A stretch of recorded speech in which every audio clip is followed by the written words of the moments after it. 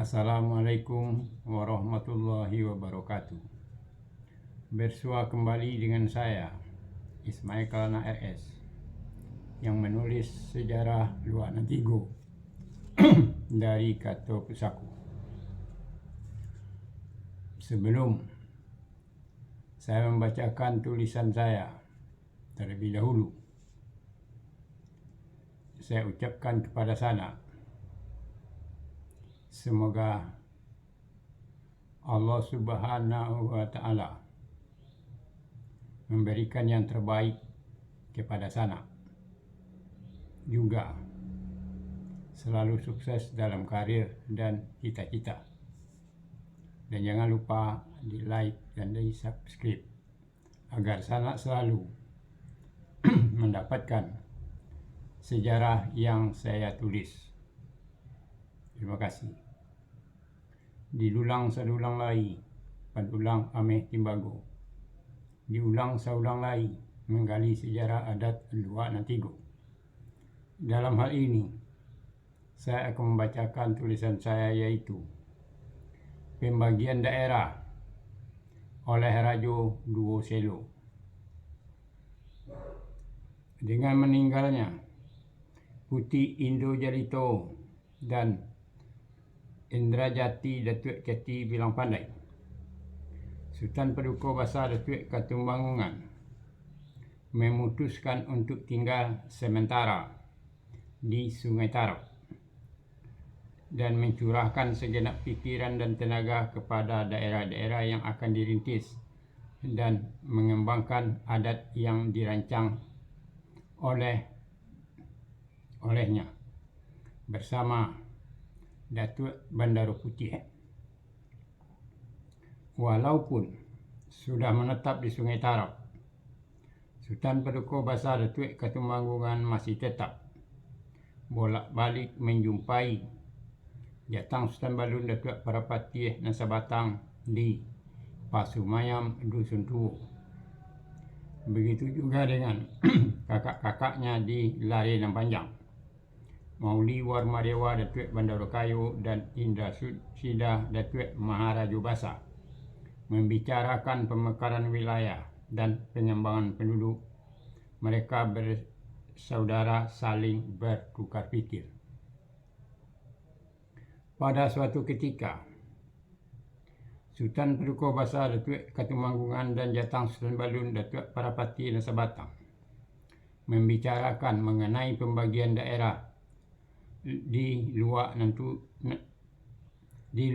Nantuo. Pembagian daerah ini di Luak Nantuo berdasarkan: 1. Agar beliau-beliau itu lebih leluasa meluaskan luak-luak yang akan ditaruko.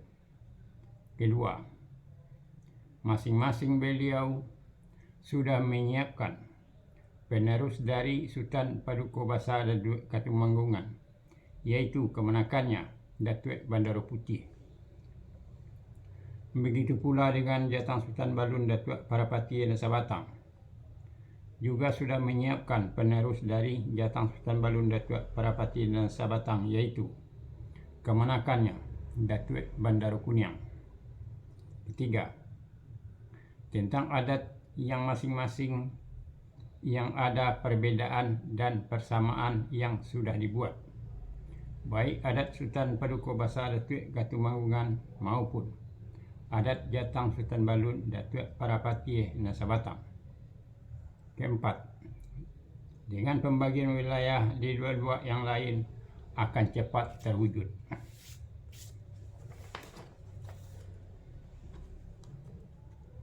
Pembagian wilayah atau daerah memang diperlukan karena untuk mempercepat perkembangan pemukiman penduduk dan pemekaran wilayah supaya lebih mudah dan terpusat bagi kedua belah pihak, baik Sultan Paduka Besar Datuk Katumbangungan bersama Datuk Bandar Putih di Sungai Tarap dijadikan pusat pemekaran wilayah.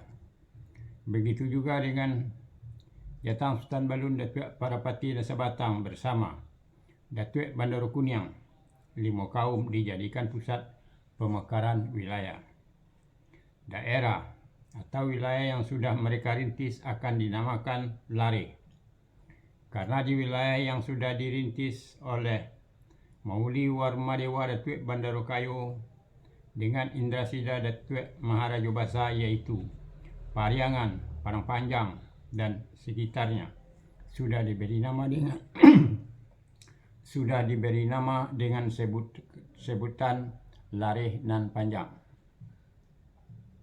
Dengan alasan dan pertimbangan itulah, maka pembagian wilayah dilakukan. Pembicaraan pertama dilakukan di Batu dalam wilayah Dusun Tuo. Dalam pembicaraan itu telah disepakati mengenai tanda-tanda suatu wilayah. Kayu Linjuang dan Pudiang Ame. Sultan Paduka Basa Datuk Katumanggungan memilih Kayu Linjuang sebagai tanda pancang wilayahnya.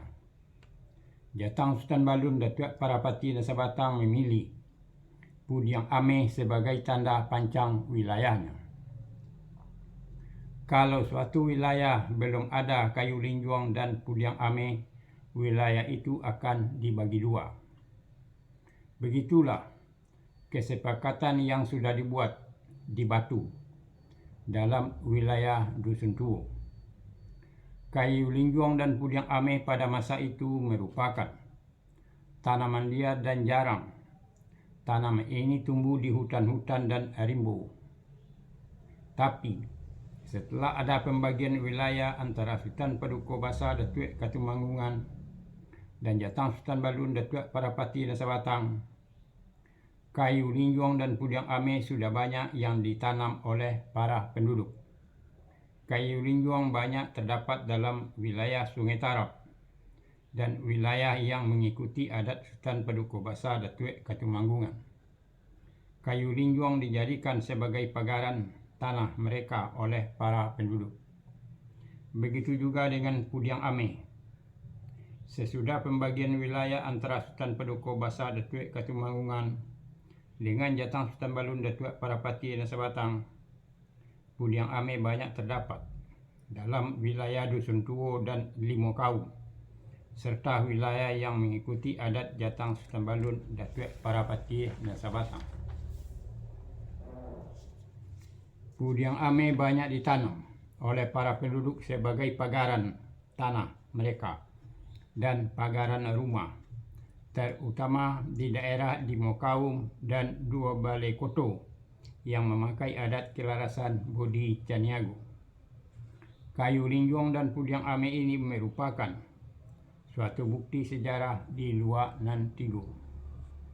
Mulai di abad ke-21, Pudiang Ame sebagai pagaran rumah oleh para penduduk sudah banyak yang diganti dengan pagaran dari beton dan besi.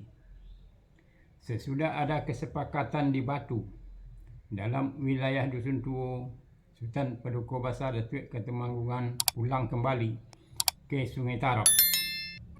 Di Sungai Tarap, Sultan Paduka Basa Datuk Katumanggungan memanggil Datuk Bandar Putih dan memerintahkan kepada penghulu yang lain di Sungai Tarap untuk menanam kayu linjuang sebanyak mungkin di dalam wilayah yang bagus dan baik.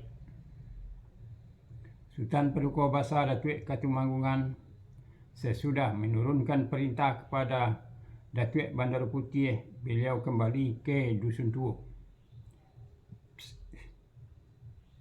Itulah mengenai rencana pembagian wilayah antara Sultan Paduka Basa Datuk Katumanggungan dengan Jatang Sultan Balun Datuk Parapati dan Sabatang yang dibuat di Batu, Dusun Tuo. Sebagai akhir kata, saya ucapkan wassalamualaikum warahmatullahi wabarakatuh.